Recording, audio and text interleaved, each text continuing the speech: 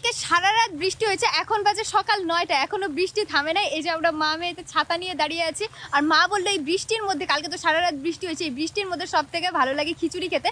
মাও খিচুড়ি বসায়, মানে খিচুড়ি বসাবে সেটাই বললো। আর কিছু ভাজা করবো না? ভাজা করবো, বেগুন ভাজা করবো আমাদের জন্য, আর ছোট্ট একটা ইলিশ আছে সেটা খুব কি ভাজা করে দেবো। খুব ভালো হবে এই বৃষ্টি বৃষ্টি পরিবেশে। খিচুড়ি আর ইলিশ মাছ ভাজা, বেগুন ভাজা। খিচুড়ি আর বেগুন ভাজাও ভালো, ইলিশ মাছটা যেহেতু আছে, ছোট্ট একটা ইলিশ আছে, ওটা খুব কি ভাজা করে দেবো। খিচুড়িতে ফোড়নে আদা থেতো করে দেবো, আদাটা ছিঁড়ে নিচ্ছি। এমনিতে উনান জ্বলতে চায় না, আর আজকে তো বৃষ্টির সেচাটা আসছে, উনুনটা আরো জ্বলতে চায় না। ওই যে উনুন জ্বালিয়ে নিচ্ছি, এখন হাঁড়ি বসিয়ে একবার ফোড়ন দিয়ে বসিয়ে দেবো। একটু বেশি করে আদা নিচ্ছি, একটু থেতো করে দেবো, আর অল্প বেটে দেবো।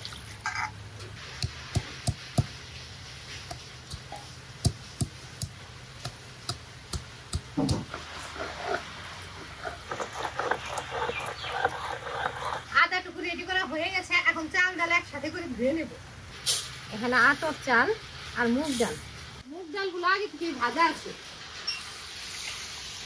চাল ডালগুলো ধুয়ে নিলাম, এখন উনুনে হাঁড়ি বসাই। হাঁড়িটা বসিয়ে দিলাম, এখন সর্ষের তেলে শুকনো লঙ্কা, তেজপাতা, থেতো আদা আর পাঁচফোড়ন ফোড়ন দিব। ফোড়ন দিয়ে চাল ডালগুলো একটু ভাজা ভাজা করবো, তারপরে জল দিব। হাঁড়িতে সর্ষের তেল গরম করে তেজপাতা, শুকনো লঙ্কা, থেতো আদা আর পাঁচফোড়ন দিচ্ছি। এর উপর ধুয়ে নেওয়া চাল ডাল দিয়ে ভাজা ভাজা করে নেবো। হলুদ গুঁড়ো, আদা বাটা এগুলোও দেবো। চাল ডাল দিলাম, এর উপরে একে একে যা যা মশলা দিব মশলাগুলো দিয়ে দিই। আর তেমন কোনো মশলা দেবো না, শুধু আদা বাটা, হলুদ গুঁড়ো আর জিরে গুঁড়ো। কাঁচা লঙ্কা তো চিড়ে দিতে হবে, খিচুড়ি রান্নাতে তো কাঁচা লঙ্কা চিড়ে দিতে হয়। আর আজকে খিচুড়ি আমি হাঁড়িতে বসাইছি। আমি প্রতিদিনই খিচুড়ি রান্না করলে হাঁড়িতেই বসাই, সে অল্পই করি বেশি করি। হাঁড়িতে খিচুড়ি রান্না করলে ভালো হয়, একদম গলে যায়। আগে আদা বাটা দিয়ে চাল ডালের সাথে ভাজা ভাজা করে নেবো, যাতে কাঁচা গন্ধটা চলে যায়।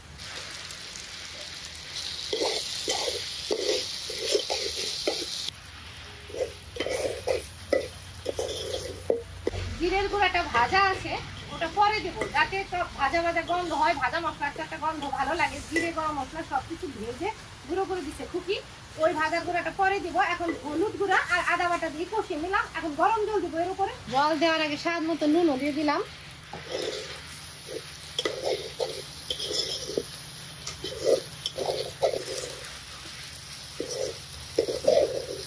ভাজা ভাজা হয়ে গেছে, এখনই জল দিব।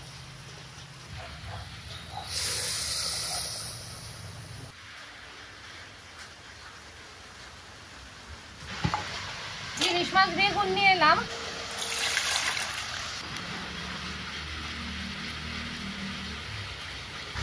কাঁচা লঙ্কা গুলো চিড়ে নিলাম।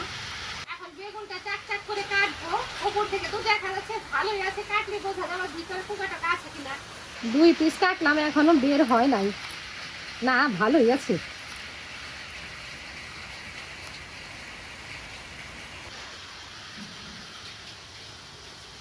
খিচুড়ি তো ভালো বেশি গেছে, কাঁচা লঙ্কা গুলো দিয়ে দিবে এখনই।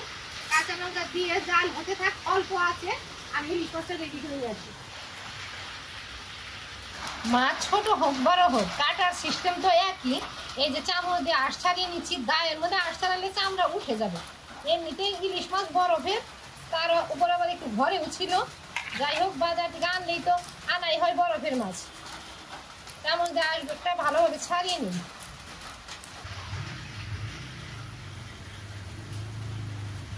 ইলিশ মাছের আঁশ ছাড়িয়ে নিয়ে এলাম, আর ভিতরের দিকেও একদম পরিষ্কার করে ধুয়ে নিয়ে আসছি। আজকে আমার ঠাকুমার মতো করছি।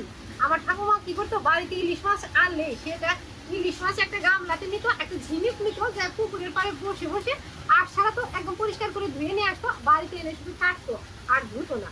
পরে অবশ্য আমরা যখন বড় হয়েছি তখন বলছি যে কাটার পরে 2-1 বার ধুয়ে নাও, ওই গামলার জলেই অল্প ধুয়ে নিত। তো আজকে আমি ওই যে কলতলা থেকে পরিষ্কার করে ধুয়ে নিয়ে এলাম। আচ্ছা, খুকি যদি গোটাটা ভাজা খাই তো গোটাই করে দেবো, আর যদি বলে যে কাটো তবে কাটবো। এখন দেখি, কেটেই করো, সবাই একটু একটু খাবো। ঠিক আছে।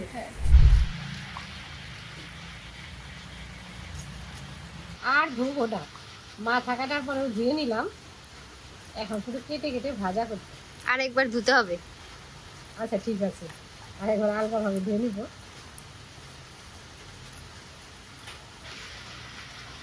কানকোটা তো আর কেটে ফেলাইনি, তবে যে কান করে এই পর্দাটা ফেলে দিতে হয়। কেন যে ফেলতে হয়, আমার ঠাকুমাও ফেলতো, আমিও ফেলি। ইলিশ মাছের লেজার দিকটা এভাবে কেটে এখান থেকে ফেলতে হয়, আর কান করে ওই সুতার মতো এটা ফেলতে হয়। গামলাতে একটু পরিষ্কার জল নিয়ে এলাম, এর মধ্যে আর হালকা ভাবে আরেকবার ধুয়ে নেই।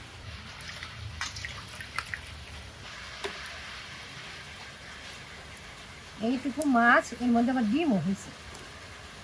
বেগুনের পিসের উপরে আর ইলিশ মাছের উপরে নুন হলুদ ধরিয়ে রেখে খিচুড়িতে ওই জিরে গরম মশলা ঘি দিয়ে নামিয়ে দেবো।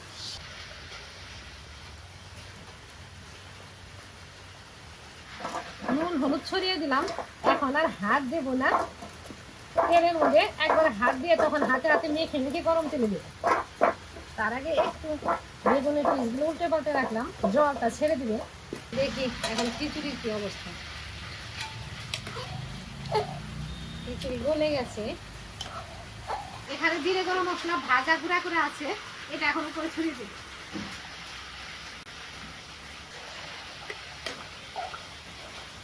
খিচুড়ি রান্না প্রায় হয়ে গেছে, আঠা হয়ে গেছে, এখন ঘি দিয়ে নামিয়ে দেবো। ঘিটা জমে নাই, একদম খাঁটি। আর বৃষ্টি হলে কি হবে, তেমন তো ঠান্ডা পড়ে নাই। ঘি দিলাম, নেড়ে চেড়ে মিশিয়ে দিয়ে রান্না হয়ে গেছে। এখনই হাঁড়ি নামিয়ে কড়াইও নিয়ে আসছি, কড়াইটা বসিয়ে ভাজাগুলো ভাজবো। হয়ে গেছে রান্না, হাঁড়িটা নামিয়ে রাখি, এখানেই নামালাম। এখন এই কড়াইতে ভাজা ভাজবো, কড়াইটা উনুনে বসাই। বর্ষাকালের পরে, মানে বর্ষাকাল তো এখন প্রায় চলে গেছে, বর্ষাকালের পরে আজকেই রাতে বৃষ্টি হলো, যে সকালে আর থামবো না, এখনো বৃষ্টি আছে, 10:30 প্রায় বেজে গেছে, বৃষ্টি আছে। যাই হোক, খিচুড়ি খেয়ে আরাম হবে। বৃষ্টির মধ্যে খিচুড়ি, ইলিশ মাছ ভাজা, বেগুন ভাজা। কড়াই গরম হয়ে গেছে, কড়াইটা এখন সর্ষের তেলে গুলো ভেজে নিই। মাথা লেজা চাটা সবই দিলাম, তেলের মধ্যে হালকা ভাবে গড়িয়ে নিয়ে এক সাইডে বেগুনের পিসগুলো দেবো। আগে তো আমার ঠাকুমা ইলিশ মাছ ভাজতো, সেই তেলে অবশ্য বেগুন ভাজতো, ওটা আলাদা আলাদা ভাজতো। তবে একসাথে ভাজাটা আমি দেখছি ওই মা ঘাটের ইলিশ মাছ ভাজা যে ওখানে দেখায়, ভিডিওতে দেখছি। যাই হোক, আমি এখন প্রায় মাঝে মাঝেই ওভাবেও ভাজি, মানে একসাথেও ভাজি। অল্প আছে, এখন ভাজা হতে থাকে। ইলিশ মাছ ছোট হলে কি হবে, কাঁচা ইলিশ তো, একদম ভাজার পরে তেল উঠছে, যতটুকু তেল কড়াইতে দিচ্ছি ওর থেকে তো তেল টানেই নেই, বরং আরো তেল ছাড়ছে। বেগুন ভাজাও তেল টানলো না, ওই ইলিশ মাছের তেল এই মনে হয় ভাজা হয়ে গেছে, কতগুলো তেল আছে। যাই হোক, এর মধ্যে বেগুন দিয়ে একটা কিছু রান্না করে ফেলবো, যাতে ইলিশ মাছের গন্ধে গন্ধে খাওয়া যায়।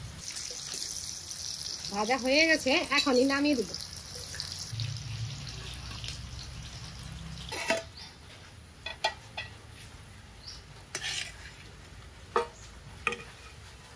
এখন জমে গেছে।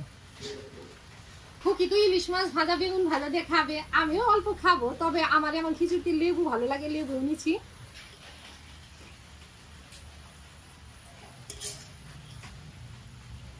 যদিও বেলা বেশ হয়ে গেছে, তারপরেও বৃষ্টি থামেনি, একটু কমছে, ওই গুড়ি গুড়ি বৃষ্টি পড়ছে, তারপরেও আকাশ একদম ভরা, একটু পরে আবার নামতে পারে। তো এর মধ্যে আমি আর মা খিচুড়ি খাচ্ছি। আকাশ খালি ভরা, ঘুমটা ঘুমটা গরম আছে, বৃষ্টি নামবে আবার। যাই হোক, আমার খিচুড়ি রান্না ইলিশ মাছ ভাজা বেগুন ভাজা হয়ে গেছে, খুকিও খেয়ে নেবে, আমরা গরম গরম খেয়ে নিচ্ছি, আমিও গরম গরম খেয়ে নিচ্ছি। সারাদিন বৃষ্টি সারাদিন যদি এরকম বৃষ্টি বৃষ্টি পরিবেশ থাকে, তাহলে খিচুড়িটাও ভালো হয়ে যাবে, উঠে যাবে, খিচুড়িটা ভালো লাগবে, খেতে, মানে খাওয়া থাকলেও পেটটা ভরা থাকবে, ভালো লাগবে।